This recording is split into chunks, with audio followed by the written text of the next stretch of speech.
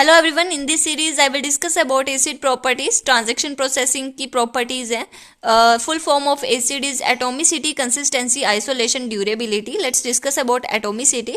Atomicity के according अगर आपका कोई ऑपरेशन परफॉर्म हो रहा है, या तो वो कंप्लीट एग्जीक्यूट हो या उसका थोड़ा सा भी पार्ट एग्जीक्यूट ना हो, या वो एग्जीक्यूट हो ही ना या कंप्लीट एग्जीक्यूट हो। ओवरऑल मीनिंग यही है, अगर आपकी कोई ट्रांजैक्शन हो रही है तो वो इन बिटवीन ब्रेक नहीं होनी चाहिए अकॉर्डिंग टू एटोमिसिटी। एग्जाम्पल देख लेते हैं। यहाँ पे एक्स अकाउंट है, ये बाई अकाउंट है। ओके, यहाँ पे डेबिट तो सक्सेसफुली हुआ बट क्रेडिट सक्सेसफुली नहीं हुआ, क्रेडिट फेलियर हो गया। तो यहाँ पे क्या हुआ, पार्शियल एग्जीक्यूशन हुई, पार्शियल ट्रांजैक्शन हुई, एटोमिसिटी नहीं है यहाँ पे।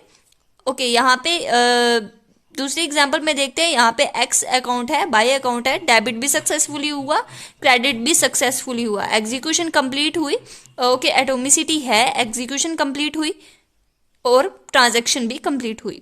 एटोमिसिटी के अकॉर्डिंग आपकी ट्रांजैक्शन कंप्लीट होनी चाहिए। कंसिस्टेंसी देखते हैं, कंसिस्टेंसी क्या कहती है। According to consistency, before transaction start, transaction start होने से पहले और ट्रांजैक्शन कंप्लीट होने के बाद सम ऑफ मनी, दोनों अकाउंट का sum of money should be same. Okay, same होना चाहिए, दोनों अकाउंट का सम ऑफ मनी सेम होना चाहिए अकॉर्डिंग टू कंसिस्टेंसी। यहाँ पे एग्जांपल देख लेते हैं। एग्जांपल में यहाँ पे एक्स अकाउंट है, बाई अकाउंट है। एक्स के अकाउंट में 1000 रुपीज है, बाई के अकाउंट में 200 रुपीज है।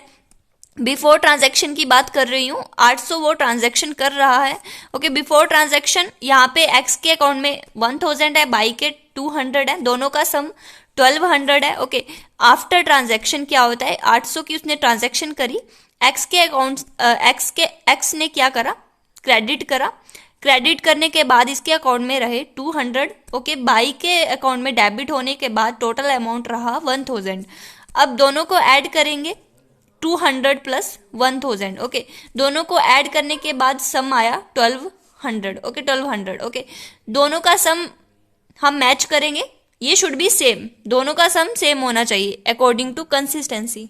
ओके, अकॉर्डिंग टू आइसोलेशन देखते हैं। यहाँ पे आइसोलेशन के अकॉर्डिंग, ओके, आइसोलेशन क्या कहता है, अगर आपकी ट्रांजैक्शन मल्टीपल ट्रांजैक्शन रन कर रही है पैरेलली, आपकी बहुत सारी ट्रांजैक्शन एक साथ चल रही है, तो इसका मतलब क्या हो रहा है कि वो एक दूसरे में इंटरफेयर कर रही हैं। ओके, यहाँ पे क्या होता है, सीपीयू क्या करता है, अगर आपकी साइमल्टेनियसली कोई ट्रांजैक्शन रन हो रही है तो सीपीयू क्या करता है, एक ट्रांजैक्शन के बाद दूसरी ट्रांजैक्शन पे स्विच करता है, उसका थोड़ा सा पार्ट रन करता है, फिर तीसरी पे स्विच करता है, उसका थोड़ा सा पार्ट रन करता है, फिर फर्स्ट वाली पे स्विच करेगा, फिर से उसका थोड़ा सा पार्ट रन करेगा।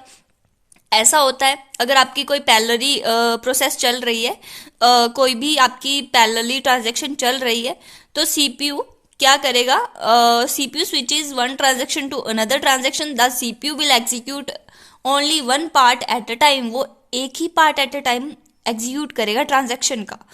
तो आइसोलेशन क्या बोलता है, according to this property the parallel scheduling is converted into serial scheduling. आपकी पैरेलल शेड्यूलिंग सीरियल शेड्यूलिंग में कन्वर्ट हो जानी चाहिए। Okay, according to isolation. Parallel scheduling में क्या होता है, फॉर एग्जांपल यहाँ पे T1 ट्रांजैक्शन है, एक T2 ट्रांजैक्शन है, अगर साइमल्टेनियसली रन कर रही है तो पैरेलल में क्या होगा, थोड़ा सा पार्ट इसका एग्जीक्यूट होगा, फिर से थोड़ा सा पार्ट इसका एग्जीक्यूट होगा, फिर से इसका, फिर से इसका, ये क्या है, पैरेलल शेड्यूलिंग। और सीरियल में क्या हो रहा है, T1 then T1 complete execute.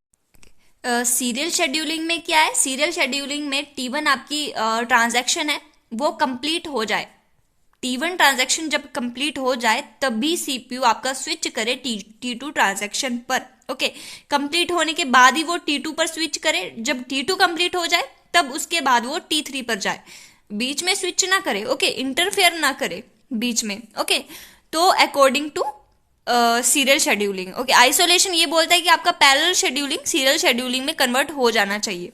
Okay, अब ड्यूरेबिलिटी देख लेते हैं। Durability, according to durability all the changes performed in any transaction should be permanent. जो भी चेंजेस आपके ट्रांजैक्शन में हो रहे हैं, चेंजेस परफॉर्म हो रहे हैं, वो परमानेंट होने चाहिए, वो टेम्परेरी नहीं होने चाहिए। फॉर एग्जाम्पल यहाँ पे एक्स के अकाउंट में 1000 है, ओके, बाई के अकाउंट में 200 है। जब आपने डेबिट कर दिया तो उसके बाद कितने रहे, 200 इसमें एक्स के अकाउंट में मनी रही। तो ये चेंजेस परफॉर्म हुए, पहले 1000 थे फिर 200 रहे। ओके, ये चेंजेस परमानेंट होने चाहिए, टेम्परेरी नहीं होने चाहिए कि थोड़े टाइम के बाद ये फिर से 1000 हो गया। ओके, ऐसा नहीं होना चाहिए। जो भी चेंजेस परफॉर्म हुए हैं ट्रांजैक्शन में वो परमानेंट होनी चाहिए। ओके, ये था एटोमिसिटी के ये था एसिड प्रॉपर्टीज के बारे में। अगर वीडियो पसंद आई हो तो प्लीज लाइक जरूर करें। Thanks for watching.